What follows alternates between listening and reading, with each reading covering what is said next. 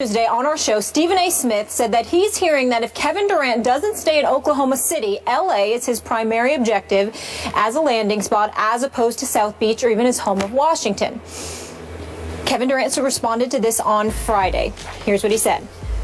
I don't talk to Stephen A. Smith at all. Nobody in my family, my friends, they don't talk to Stephen A. Smith, so he's lying. If you ask me a question, I'll talk about them. But like I said before, I have people who I talk to about everything, and I know for a fact they didn't talk to him, so he's making up stories. Stephen A., waiting to hear what you had to say about this all weekend. I know a lot of people are. What's your response to this? Well, my first response, Molly, Skip, is that I'm incredibly happy that this happened on a Friday after First Take, because I will openly confess to you that had I had to come on the air that next day after reading somebody questioning my credibility and my character, I can promise you it would have been very bad. Kevin Durant is the one that's lying. I have interviewed Kevin Durant. His rookie year, I interviewed him at his home in Seattle. I interviewed him years ago when we were in Orlando for SportsCenter. I've talked to him on several occasions, literally within the last year, where we've run across one another at an arena. Or one time we saw each other at 40-40, because obviously he's being repped by Rock Nation right now, whatever the case may be. No reporting that went on in that regard. Right. Just pleasantries and things of this nature. That statement that he came out with, that was a surprise to me, because I had no idea that he had any kind of problem with me whatsoever. Okay? I wasn't aware of it, so it was news to me. That's point number one. Point number two is, what it comes down to is that Kevin Durant is trying to put me in some kind of jacket or whatever the case may be. Let me be very, very clear, my brother, it does not fit.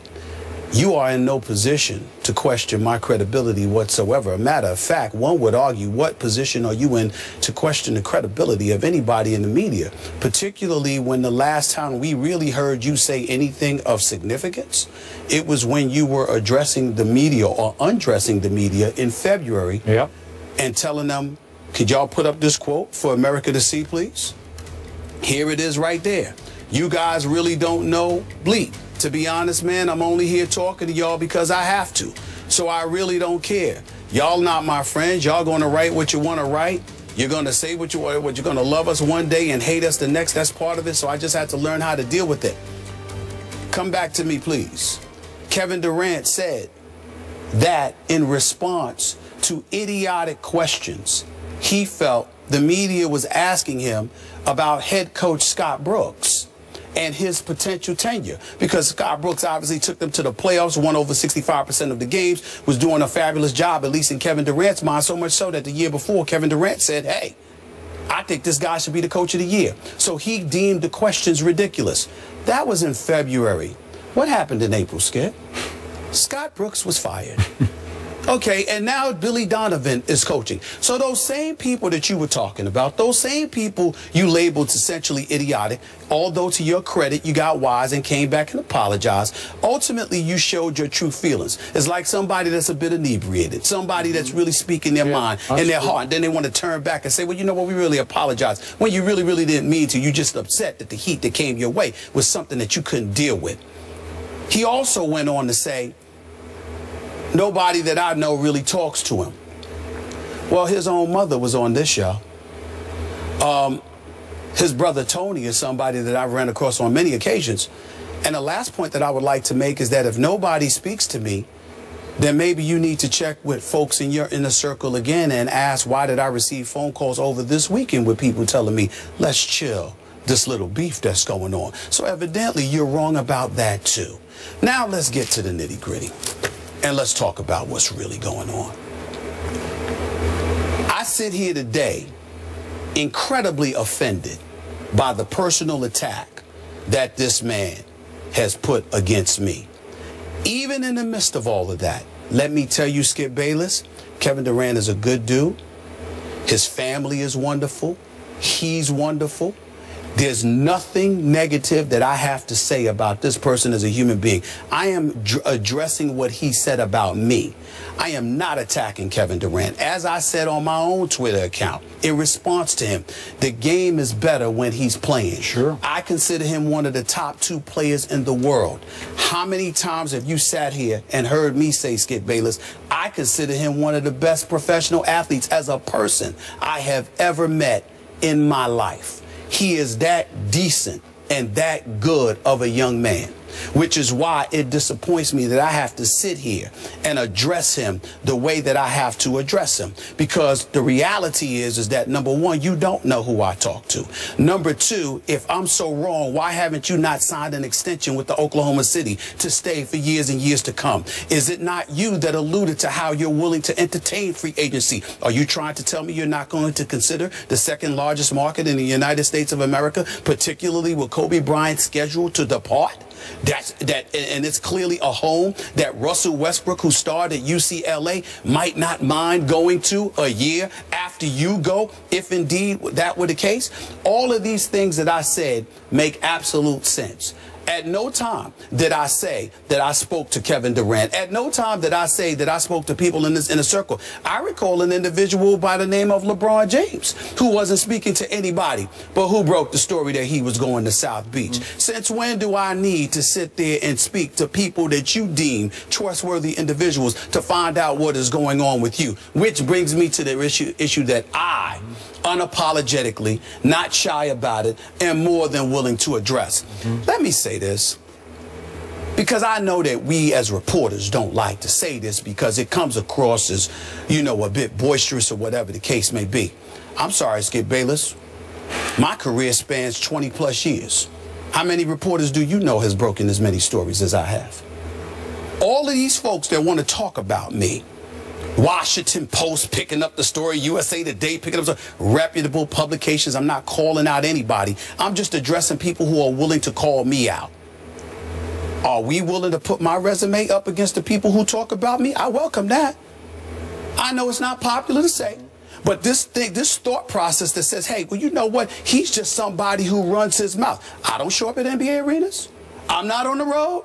I'm not inside of those locker rooms. And more importantly, what I would like to ask Kevin Durant and some of the brothers who talk behind my back in the NBA that probably put him up to something stupid like this, let me ask a question. Do you really want me to come out of this seat and go back on the scene? Do you really want to see me in an NBA arena? Because I can assure you I find out more in 10 minutes than I can get from 50 phone calls. I have proven it. Now, we can sit up here, we can debate all day long till the cows come home. I am a black man on national television with a big mouth. And I will still stand up here today and I will put my resume spanning 22+ years up against anybody in this industry. We really want to go here? We really want to start something with me? You sure about that? I just want people to think about that, because what I'm saying is this. How many times, Skip Bayless, have you seen me over the years sit here and say to me, we ain't getting into people's personal life. We ain't going there. We ain't touching. We just talk about their game. Russell Westbrook is a great guy. LeBron James is a role model extraordinaire. Kobe Bryant has overcome a lot of things. He's one of the greatest professional athletes I've ever seen. I don't just love Kobe, I revere him, regardless of how he feels about me at this moment in time, because he didn't like what folks were saying about the whole LaMarcus Aldridge fiasco. Is there anything else that I can say about Dwayne Wade, about how great of a person that I think he is? Steph Curry, you know, Chris Paul, the list goes on and on and on. But the level of sensitivity that Charles Barkley and so many others have alluded to is growing quite alarming. Because somehow, some way, everything is personalized. And it's got to the point where it's utterly ridiculous. Kevin Durant is the last person on earth that should be going off on the media like that. Not that he's done anything wrong, because the guy is a great person. And I still stand here and say that at this moment in time, the NBA is better when Kevin Durant is around. Okay. He's philanthropic, his charitable donations, American Red Cross, the list goes on and on. He's a phenomenal person, not just a player. But the guy and the sensitivity that these guys display The way they are on attack, somebody needs to tell them, it's time you pump the brakes. We don't have to talk to you to talk about you.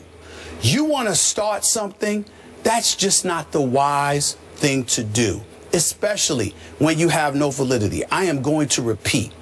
I said, if Kevin Durant decides to leave OKC, I'm hearing that LA is a prime spot that he is considering. Not to say he's not considering DC, Miami, New York, or whatever. That's what I heard.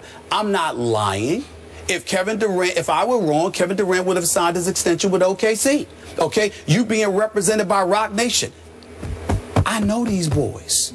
They're not small timers. They don't want Kevin Durant just because his name. They want him because this brother's going to do big things, and they're going to see to it that he's going to do big things. Are you trying to tell me these large markets are not a consideration? I said nothing offensive about him. I will not say anything offensive about him. I still stand here today telling you he's a good dude, but he's wrong. And the guys that put him up to it in their own way. I'm not talking about literally his comments, but in their own way, with their chirping behind my back all the time. They're wrong too. And the sensitivity that these guys are showing, they are making unnecessary enemies. I am not one of them. I won't be. I got too much love and respect for who these guys are and what they mean to my community. But I will say this lastly. You don't want to make an enemy out of me. And I'm looking right into the camera, and I'm going to say it again. You do not want to make an enemy out of me. I'm not having it. I've done nothing wrong, and I'm not going to tolerate it. Let me stop you there. That's all I got to say. And I appreciate everything you just said. Do you realize you do not need to defend yourself on this, this issue? Yes, I do. Your track record as a reporter doesn't just speak for itself, it screams for itself. Because nobody I know, and I know a lot of NBA reporters, is any more plugged in on every NBA level, top to bottom, than you are. I know there's some great reporters out there, but no one has been more consistently accurate on the news, little and big, that has been broken than you have been. I hang my hat every day on your reporting on this show. I value it, I cherish it, and it hurts me to watch you have to defend it because of what one immature, wrong-headed superstar continues to do. This has been a pattern, as you pointed out, a pattern of behavior by Kevin Durant. Now, let me frame it for you a little bit. This is the way I see it from the outside looking in.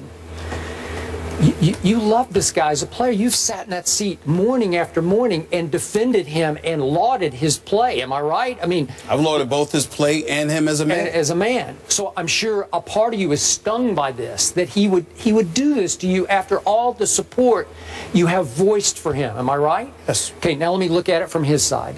I know for a fact he has worked hard to eliminate the size of his circle around him, that he's tried to tighten the circle of people close to him. And now it's down to pretty much a manager and an agent, and that's it. So I think he was stung that somebody that's no longer in what he considers his really tight inner circle is speaking to you, and he's paranoid about that.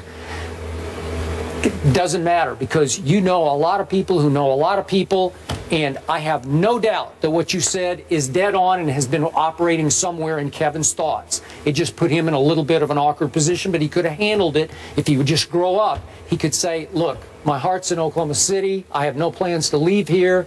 Respect what Stephen A. says, but right now that's way off base because this is what I'm going to do. There's a way to handle that that would make you, it wouldn't put you in an awkward spot, because when you use the operative word, he's lying, I know that's going to push the deepest hot button in you, because now your integrity has been called out and questioned.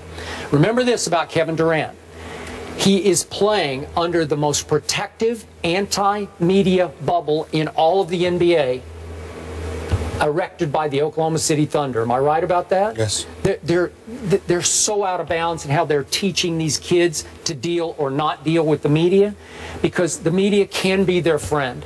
Most of those reports, the great story was done last year that we talked about on the Oklahoma City media and all the paranoia of the franchise. I don't know why it is, but it has now infected both, I think, Kevin Durant and Russell Westbrook and how they deal with the media. Is that fair to say? To some degree, it appears that way. Yeah, it appears that way. So I relate to you because you remember it's been, what, 5 years ago? Listen, there was no bigger Durant fan in the media than I was when he was a freshman at Texas. We're going back to our cold pizza days. I used to every day say, this Kevin Durant is going to win scoring titles, plural, in the NBA. And the people I was debating would laugh and scoff at me. And then they lost by 21 in an early NCAA game to USC, Nick Young and company. And everybody said, you're going to be so wrong about this. And I continued to fight for my guy, Kevin Durant, until what happened? He turned on me as soon as I started criticizing his buddy Russell Westbrook for shooting a lot of Kevin shots. What did he tell the Oklahoma City media? Skip knows nothing about basketball. And it hurt me. It hurt my heart. I told you that on air. Like, what are you doing to me? Why me? Why would you bite the hand that's been feeding you? And then I said it again after what he did at the All-Star weekend. You're biting the hands that fed you the MVP. These same guys who voted you the MVP, you're telling them they don't know anything about basketball? That's so wrong-headed. It's so out of bounds. It's so immature. But Kevin wants to control the media. So now he's been named deputy publisher of this Players Tribune. Yes. You know, like, so that's, he thinks now he can just go to the Players Tribune and write and say whatever he wants to say, and he can control that.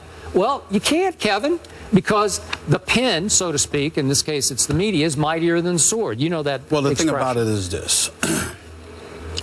It's sad because Kevin Durant, I'm just sitting there and I'm like, who's bothering him? Who is bothering him?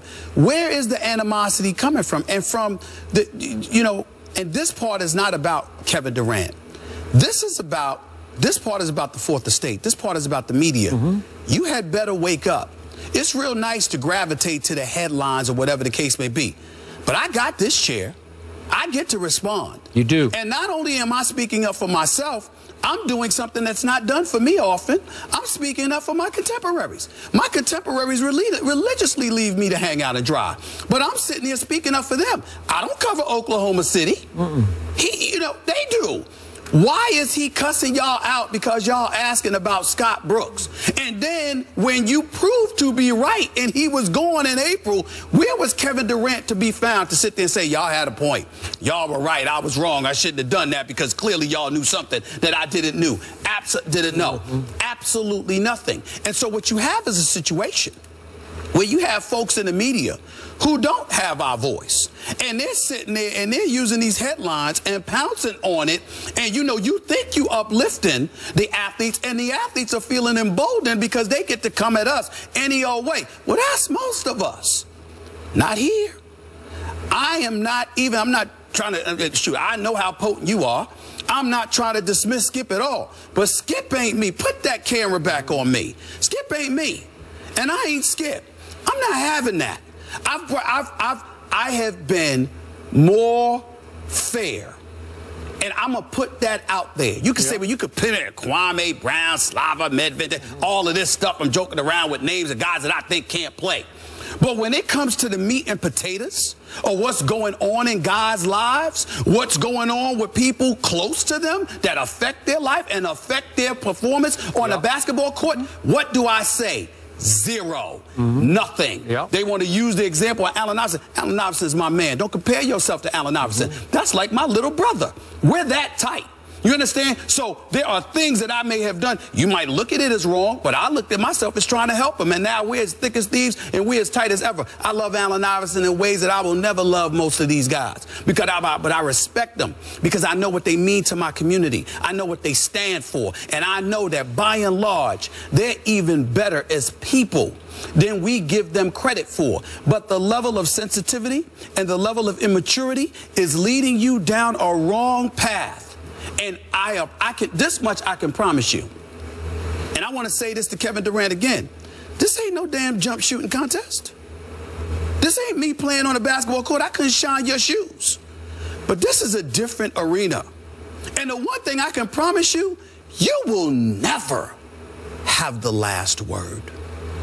There's a level of respect that I have continuously showed, and I will continue to show it, because I know what kind of young man that dude is.